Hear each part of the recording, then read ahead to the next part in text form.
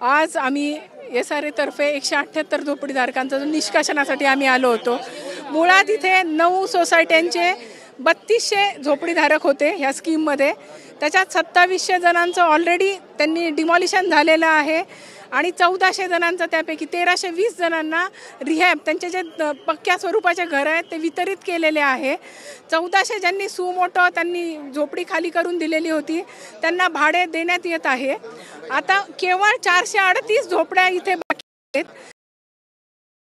पैकी 176चं आज आपण निष्कासन लावलेलं होतं।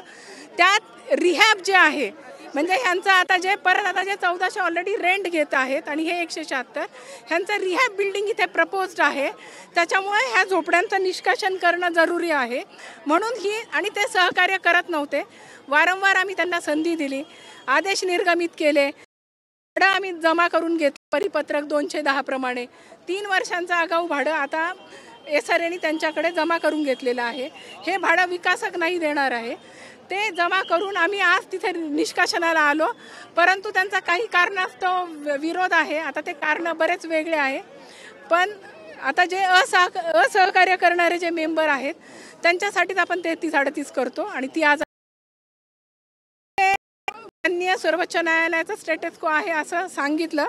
अद्याप मी ऑर्डर पाहिलेली नाही, परंतु मी माननीय न्यायालयाचा अत्यंत आदर करते। त्याच्यामुळे मी फक्त जे सुमोटो लोक आमच्याशी इथे करारनामे करून देतील, भाडे घेतील, त्यांना आम्ही आज आमचं कामकाज करत आहोत।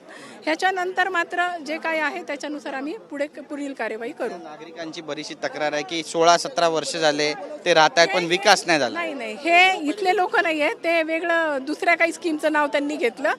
पण आता सगळ्याच ह्याला हे लागू होईल असं नाहीये, सगळ्यांना एकाच ह्याच्यात तोलणं योग्य होणार नाही। ह्याच्यावर मी अधिक भाष्य करणं पण योग्य नाही होणार। वरुण सरदेसाई पण या ठिकाणी पोहोचले, तुम्ही त्यांना देखील समजून सांगितलंय, सगळी माहिती त्यांना देखील दिली मी त्यांनाही दिलेली आहे। धन्यवाद आमच्याशी बातचीत केल्याबद्दल। तर आपण पाहतोय डेप्युटी कलेक्टर होत्या वैशाली लंबाते, त्यांनी आपली भूमिका या ठिकाणी मांडलेली आहे।